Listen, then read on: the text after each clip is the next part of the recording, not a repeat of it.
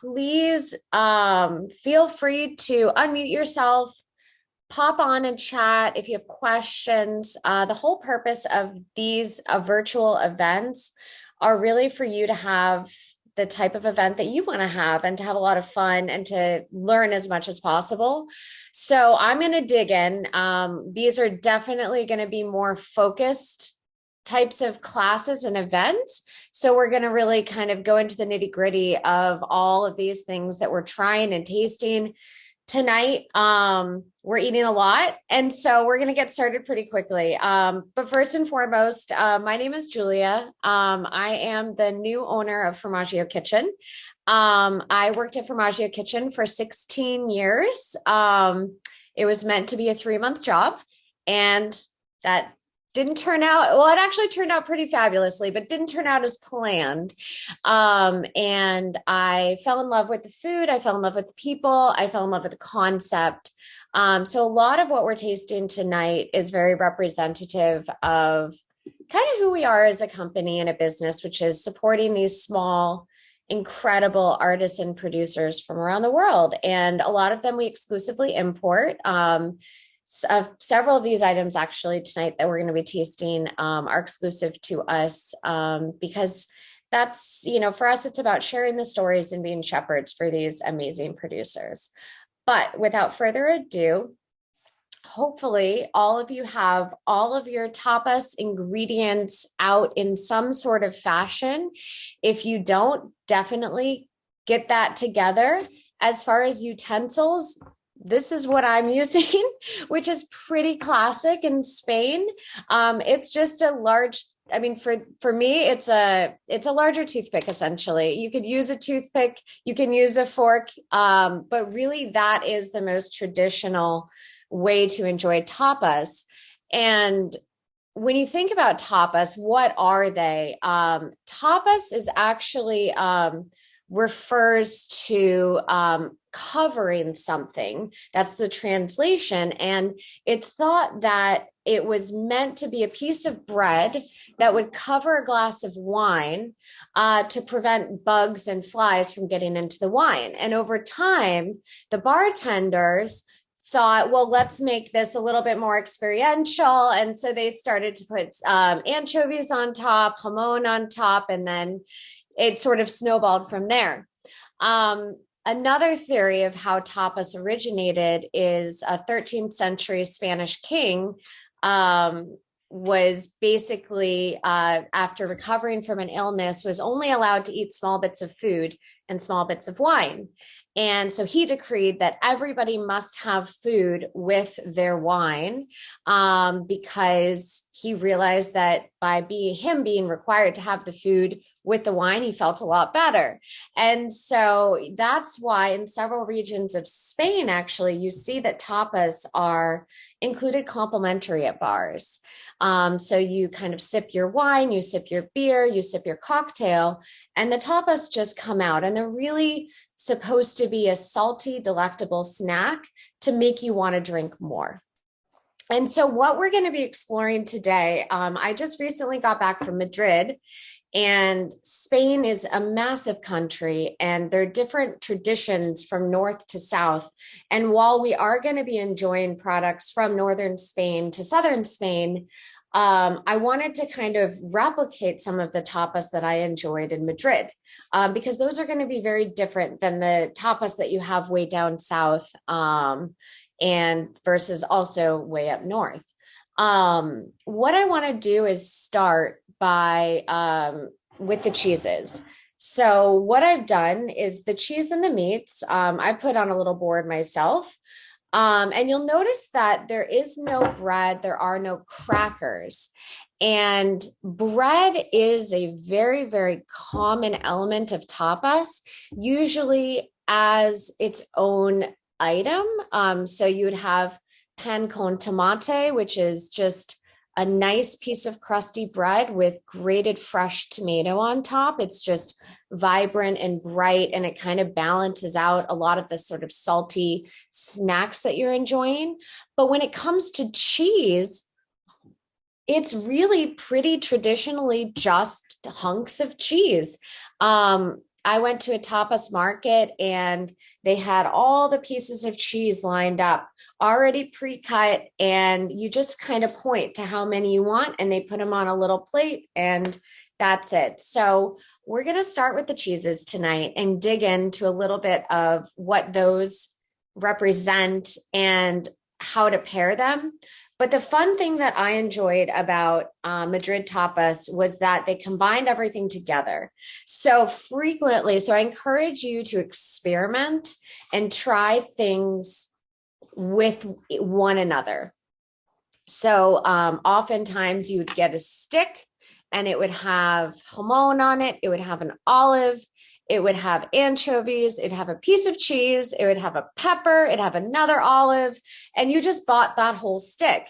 And these different markets would have just loads and loads of different combinations depending on your preferences. So the combinations of like the briny olive or the briny pepper with that sort of bright milky cheese is pretty fantastic. So we're going to start with the kamiku, the smoked kamiku ahumado. So kamiku, this is going to be your smoked cheese. I already cut it up for myself. And you'll notice that the rind on this cheese is significantly darker than the other cheese, and that is because of the smoking. This is actually an example of a cheese from northern Spain. It's actually from the Basque region of Spain, but it is on the Spanish side. A lot of times people are talking about the French Basque, but the Spanish Basque, not only does it not get quite as much attention, there's not nearly as many products brought over. So we were really happy this is one of our exclusive imports. And this is modeled, my dog always, you'll hear her chime in from time to time. She's very opinionated about cheese, especially when she's not consuming it. But this is actually, there are a lot of specifications for various types of cheeses. Manchego cheese has to be made with a certain milk from a certain breed of sheep. Idiazabal is the same. It should be made from the milk of a certain breed of sheep. And so that's why they don't call this Idiazabal, even though it's modeled after that, because they have a different breed of sheep and they want to still enjoy and produce this cheese that's very traditional, delicately smoked. This cheese is actually smoked over beechwood in the traditional manner in huts at the foothills of the Pyrenees. And this is a family production that has been going on for generations, and it is 100% sheep's milk. When you taste it, I love sheep's milk. Out of the three main milk types, cow, sheep, and goat, sheep has the highest fat content. So what's fabulous about it, sheep's milk loves wine because wine loves fat and richness. And so this cheese coats your palate. And when you sip a little sip of wine after having a cheese like this, it just kind of, the wine just sort of dances on top of your palate, which is really lovely. You can see like a lot of times smoked cheeses are so aggressive and, it tastes like you're eating a campfire sometimes. And that's why I love this one, because it's subtle and it's balanced and you do taste the fact that it's smoked, but it doesn't overwhelm the quality of the milk and really all the effort that they've put into making this beautiful cheese. So what do you think about that first one? I got two arms up, which great.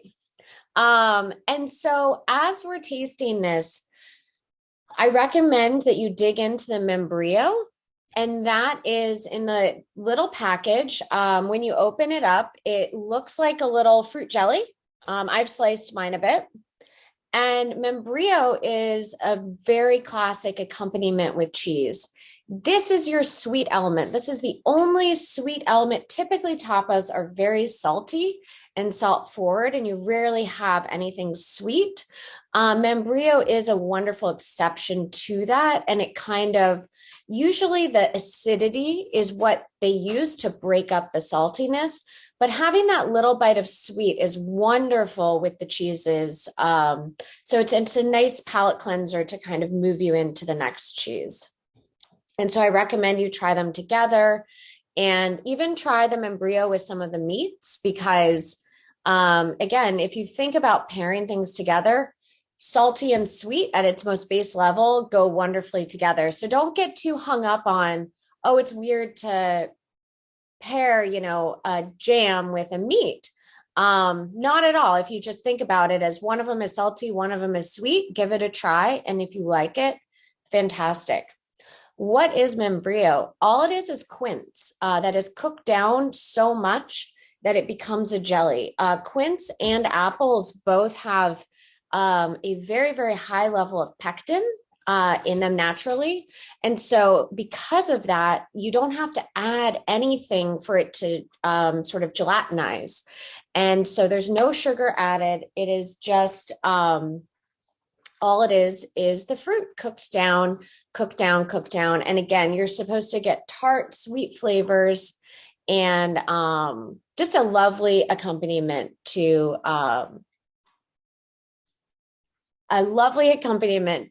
the different cheeses.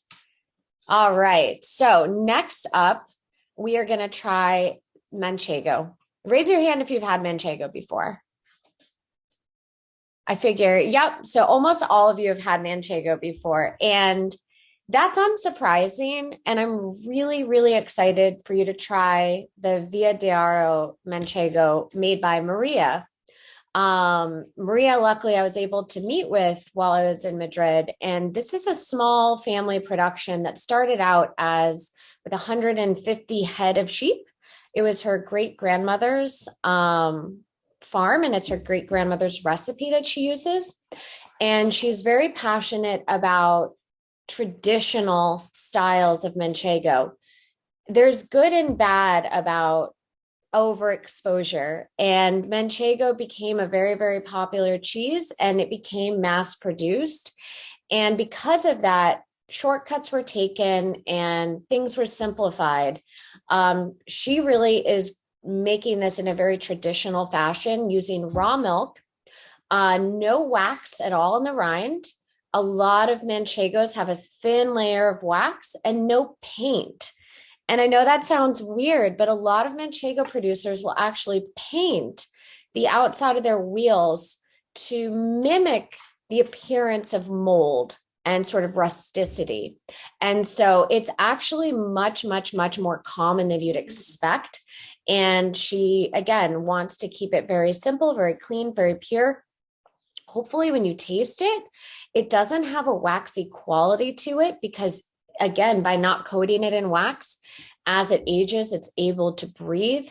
And it's just got this beautiful, bright lactic quality, which is, I think, incredible and so different from so many producers. We've been looking for a quality manchego producer for years. And, we've kind of worked our way through and been okay, happy, but we're floored and we're really thrilled with her cheeses. But I'd love to know what you think.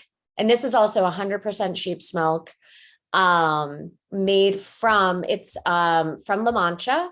And it must be, to be manchego, has to be made with the milk from Manchega sheep.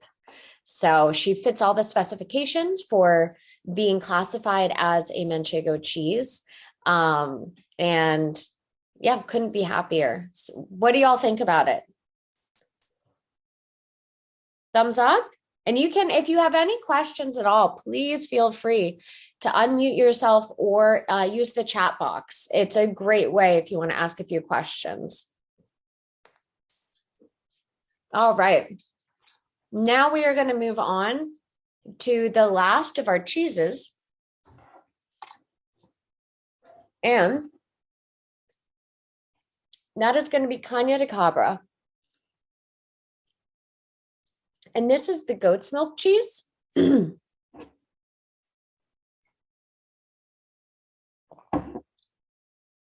This is one where you absolutely want to eat the rind.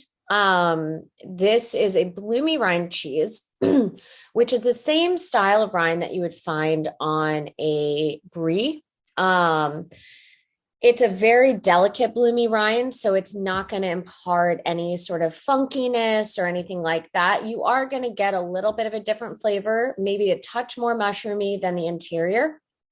What I love about this is when you look at the cheese and really hold it up, you see how you almost have three layers. You have the rind, where my finger is right here. You have what we call the cream line, which is that slightly darker part. And then you have the paste, which is what we call the interior of the cheese. And I love to think of it kind of as a 3-in-1 because each part has a very distinct flavor. So the rind has this, it's a bright, fluffy rind that has a much more pronounced mushroomy quality. The cream line is going to be much saltier, much more intense.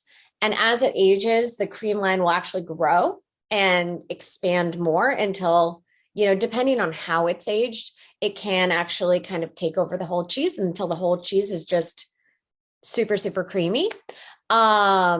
And it tends to be a bit stronger and richer and creamier. And then the paste, especially with goat cheeses, you get that bright, clean, lactic, tart, acidic, fresh goat cheese quality. So you really do get a wonderful kind of 3-in-1 with this, which I love. And it works nicely because it's such a clean cheese. And by that, I mean that it doesn't have a really lasting, like bitter aftertaste or anything like that. You can pair it with both salty and sweet really, really well. It's not a, overly salty cheese. So as we go on through the tasting, I encourage you to try lots of different combinations of things. And so, again, sheep's milk cheese is is the most common cheese, milk type in Spain, but goat's milk, is next up. And it's funny because in the US, we're so used to cow's milk. But a lot of the formats of cheeses are a bit smaller and really geared towards smaller production. This cheese, we had a style of this cheese at almost every sort of tapas place that we went to, which was pretty fantastic. What did you think about that one? So overall, how many people enjoyed the smoked cheese the best? Okay. What about the manchego?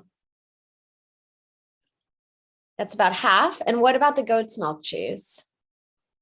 Okay. You can vote more than once. It's fine. I don't judge.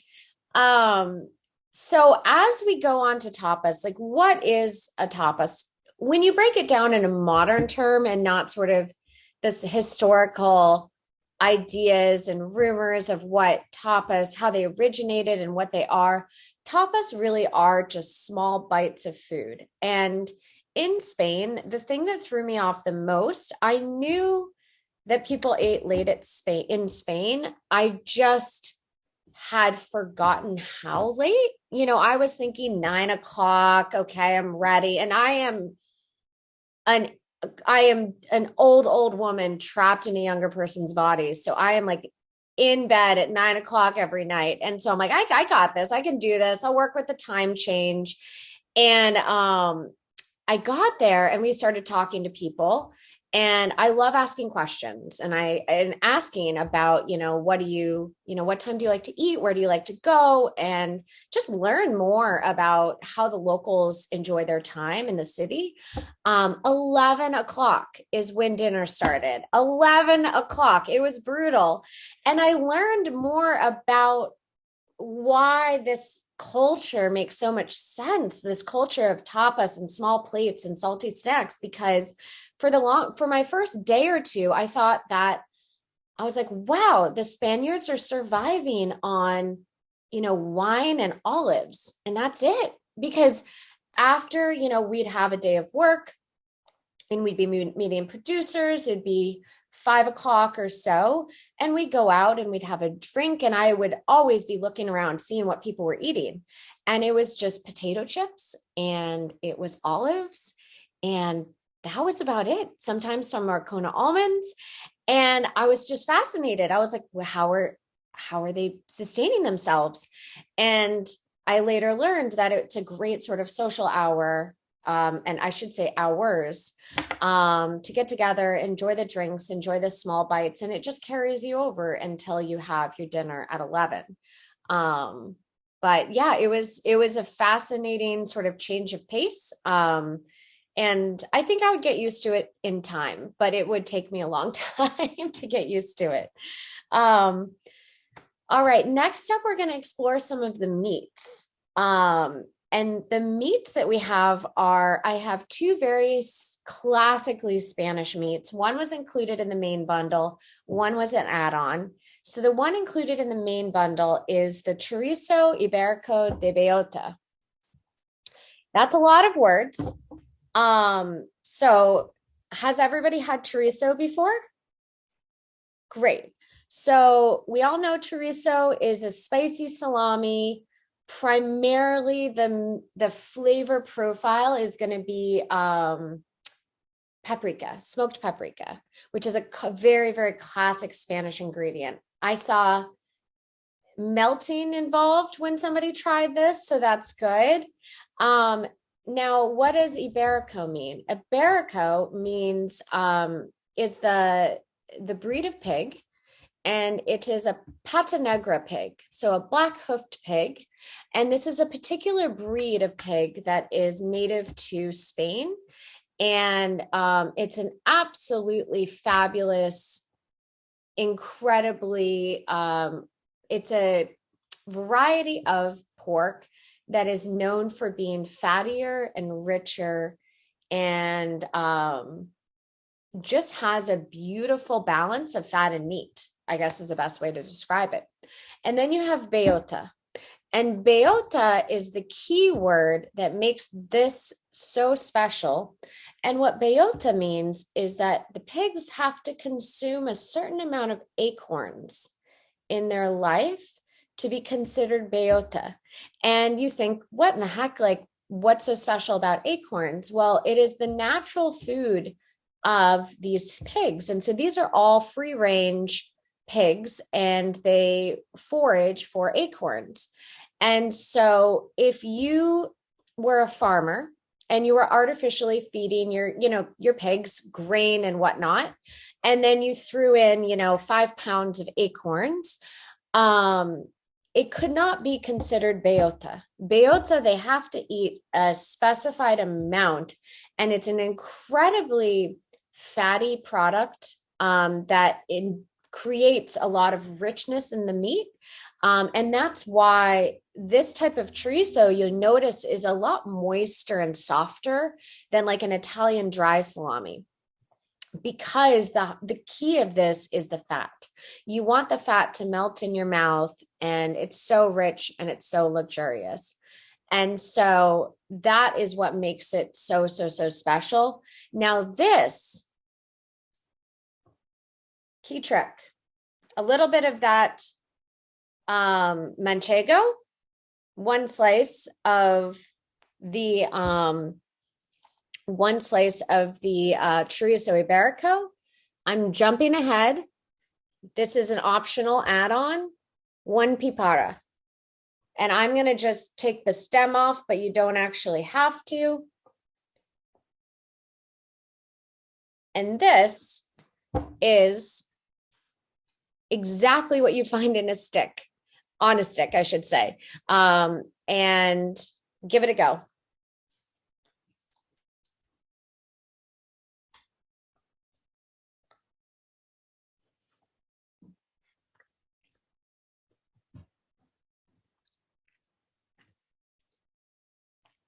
And this is the funnest part about tapas, is that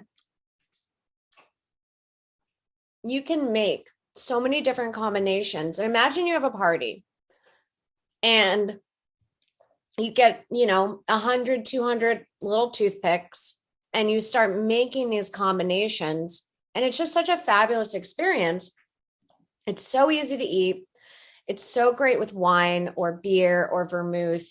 And it's just such a lovely compliment. What did you think about that, Tapa? You get the salty, the sweet, the spicy, the tangy. The acidity kind of helps break up the fat a bit because that chorizo is so fatty and rich. And you can think about, really, the options are endless. The combinations are endless. And it was fascinating to see what some of these stalls had. They had these huge sticks just covered with different combinations. And next up is what a lot of folks got as the add-on, which is the jamón ibérico de bellota. And that is in the black package, and that is the ham. It's sort of like a chipped jamón. And the reason it's more chipped like that in that smaller slices is because this is a ham that is, whereas prosciutto is traditionally done on a slicer, jamón is traditionally hand sliced. And so you get these different styles and different slices. What the jamón is, so this is the exact same type of pig. So jamón ibérico de bellota. But this is the whole leg that has been cured in salt. So what's fascinating, and I encourage you, if you are able to do a tasting net side by side, you have prosciutto, you have jambon bayonne, and you have jamón ibérico and jamón serrano. They're all produced the same way. It is ham and salt. It's a very old school classic way of curing ham. But they taste so drastically different. And that has to do with the breed of pigs that are used, the different stylistic techniques that the producers use. But when it comes down to it, this is one of the most prized hams in the world, and you're meant to enjoy the fat as well. It is as much a part of the experience as anything else. Do we have any questions so far? We just knocked a bunch out, so we're doing good? Okay, perfect. All right, so I'm swapping my plate. And next up, I made a little bowl for myself of kind of salty, briny snacks. And so what I have here are the Gordal olives, which Gordal really refers, it's just a rough translation to fat. Gordo is fat. And so it's meant to be a very fat, meaty olive. It's a green olive. This is a perfect olive for tapas because it's not bitter at all. We have Marcona almonds, skin on, which I really love the skin on. I love all Marcona almonds, but I love the skin on ones just because I find they add a lot of extra flavor. And then the piparas peppers, which are a classic pepper of Spain. Now, this is, so typically if you're going out to a bar and having tapas, there are always olives, always. Absolutely. That is a must. And so you want to think about the brininess of this olive and how it matches with everything else. I encourage you try it with a little bit of the meat, a little bit of the cheese, but olives are really such a cultural necessity when it comes to tapas. And these, what I recommend too, if you enjoy cocktails or anything, save the brine in your jar of olives because these have a wonderful brine for cocktails. So you can see the inside. Super, super, super meaty. I have ones with pits. So I think some of it varied whether or not you all got pits. And again, this is one where if you're hosting a dinner, finding pitted olives, especially these green ones that are not so bitter, and putting it on a stick with the cheese, and the beautiful boquerones. I am sad because I gave all of the boquerones to you. We had a bunch and a customer bought 10 of them, and we were out all of a sudden. And so luckily everyone who ordered them got them, but alas, I will have to wait until the next shipment. But the boquerones are an add-on. They were one of the add-ons. Only a couple of people got them, so I won't talk too long about them. But I was never an anchovy person, ever. I thought anchovies belonged in Caesar salad dressing, and that is it. But if you have the opportunity to try a boquerone, what they are is these delicate, fat, plump little anchovies that are marinated in olive oil, vinegar, garlic, and some herbs. And it is a classic, classic, classic accompaniment to tapas. And usually you'd have it on top of a piece of bread, or in a lot of cases, it would be on my trusty stick with an olive, and just sort of, they would wrap it up and then stick the stick through it. So if those of you who do have it, I recommend you try it with a hunk of hard sheep's milk cheese, a little bit of olive, and some of that anchovy. And it was amazing. It was fabulous. And the one thing about boquerones, when they're done properly, and this brand is phenomenal. I think it's one of the best that I've ever had. There's no fishiness. And that's the key. Is there's absolutely, anchovies can be very, very fishy. But hopefully, does anybody in this group have the boquerones?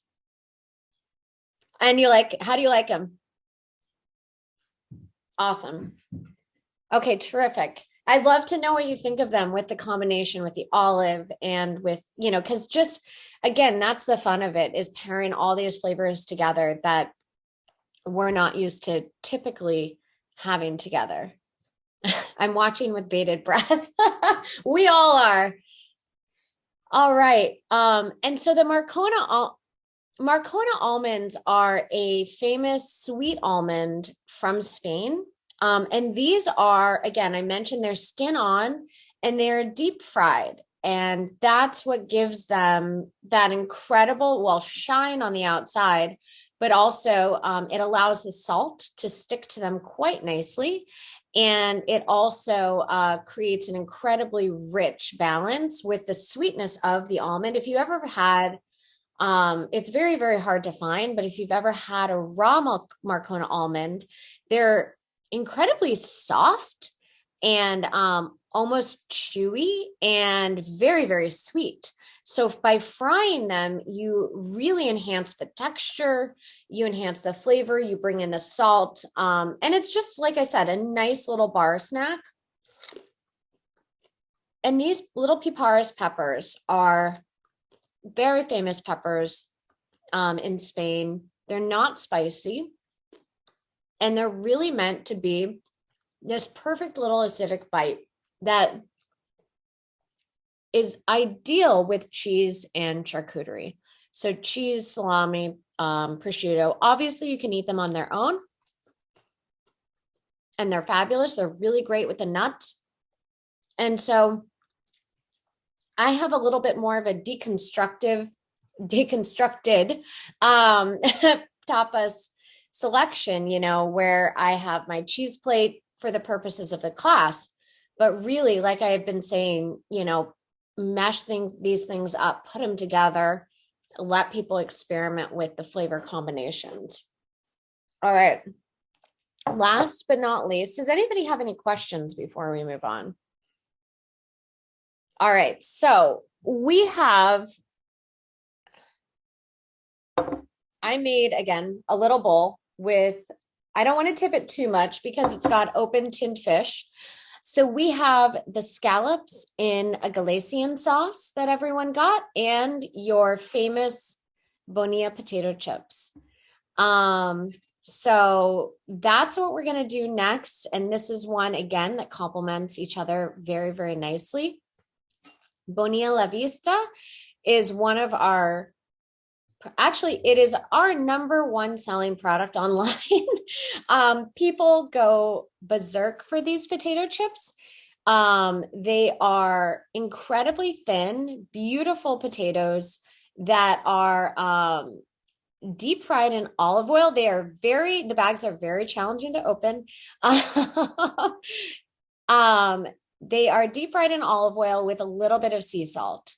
And you'll find that they are so delicate and thin and crispy and addictive. You try one and you're like, oh, that's a good potato chip. And then you just keep going back for more and more. And what I love about them is they are the perfect vehicle for almost any delicate flavor. So I actually love during New Year's Eve, doing a little creme fraiche and caviar on top of one of these potato chips. And it's just incredible. Really brings out the flavor. So we're going to be enjoying these potato chips. Every bar we went to practically had a little bowl of potato chips. And it was funny because I knew that these potato chips are so popular, amongst our staff, amongst our customers, but I didn't realize that the chip itself was so common and popular everywhere in Madrid. And so that was really, really fun to see.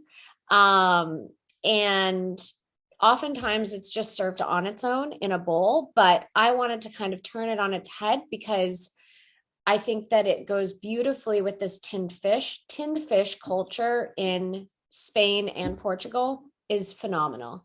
They do tinned fish as an art form, not as, a necessity like your tuna fish that you grew up with.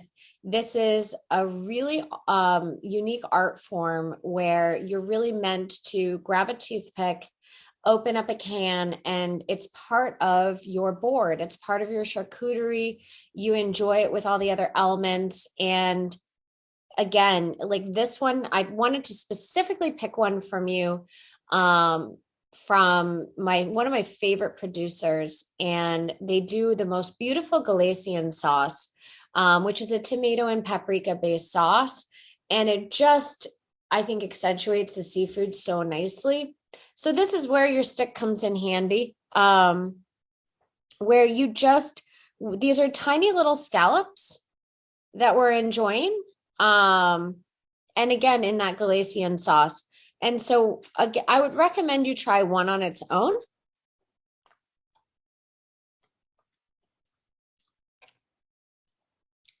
So what do you all think of it? I know tinned fish can be a divisive thumbs up, thumbs down, or still deciding. Okay, a couple still deciding. Thumbs up. So now try it with a potato chip, especially for those still deciding. Because what's really great is the Galician sauce kind of soaks into the potato chip.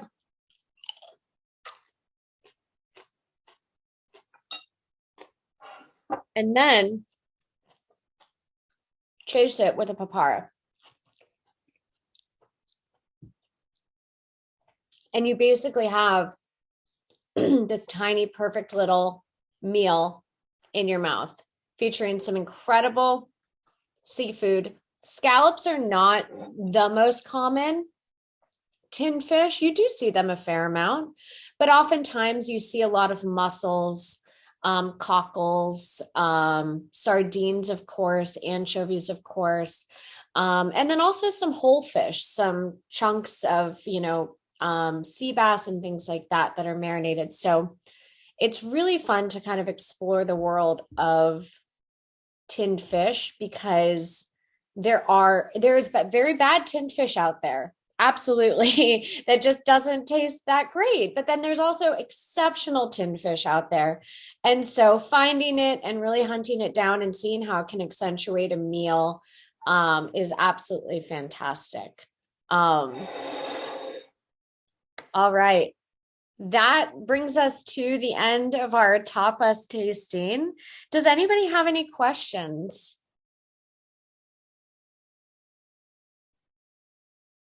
No? All right. Well, I want to thank everybody so much for coming. Doing these types of classes is a ton of fun and a really great way to kind of share experiences and things that we've learned over the years. If you do have any questions, please feel free. You can email me at julia@formaggiokitchen.com. Happy to answer any questions you may have. If you have any suggestions for other events and classes like this, we actually did this class. We did this class because of a suggestion, and it happened to, it was inspiring to, really, really inspiring to go to Spain and try this type of food. But the idea actually had already been pitched from a guest before I even went. So it worked out absolutely perfectly. Well, thank you very much. We really enjoyed this. We used to live in Cambridge and shop at Formaggio Kitchen some years ago. Now we're in Martha's Vineyard. Honey, he can't see you, dear. Oh, now it's in Martha's Vineyard. Sorry. No worries. That's wonderful. I'm sure we probably crossed paths at some point. No. When we lived there, Formaggio Kitchen was just the way to get cheeses. Yep. It absolutely was. And we had French friends that came to town, and that's where we took them to get the cheeses, and the fact that they have a cave. And so it's been wonderful. And we have a friend joining us right now who wished for the anchovies. He's been to Spain. We're enjoying sharing this, and thank you. We learned a lot. And we will look forward to other opportunities to work with you. Wonderful, wonderful. Thank you very much. This is Kathy Singer. I remember you from years ago with the other classes in the annex. In the annex. Yep. Our old warehouse classroom space. Those were great fun, and this was really fun. I've had several friends here to do this tonight, and we've enjoyed it tremendously. So thank you for having it. Thank you. Good. You're welcome. It was very funny. I started out as a customer when I was in college. Probably in 2005, is my first receipt from Formaggio Kitchen, and it just snowballed and into, what became I don't even want to call it a career as much as a passion, because what we get to do every day is just absolutely incredible. And to be able to share it with you is, makes it that much better. And if you are ever in Cambridge, please let me know. Shoot me an email, because I'm happy to give you a tour of our cheese cave. Definitely want to provide that experience for you if you're in town. We know where you are. We know where you live. Absolutely. Well, thank you again. Our next class, I'm going to Provence in a week to meet with some producers. I've never been to Provence, but I've been working with these producers for about 10, actually one of them for the entire time, 15 years, a honey producer. So I'm thrilled to meet them in person, visit some olive oil makers, and we're gonna do a French class when I get back. So hopefully if you're into French cheeses and goodies, then you can join us for that as well. So thank you again. Very, very appreciate it. And actually, sorry about the scallop question. I have to find out if they're wild. I believe they are, and they catch them off of the coast of Spain. So these are going to be on the western side of Spain. So in the Atlantic, not in the Mediterranean. But all right. Well, thank you again, everybody, and have a great night. If you have any questions, please, please, please feel free to reach out. So thanks. Thank you. Thank you. Bye. Bye.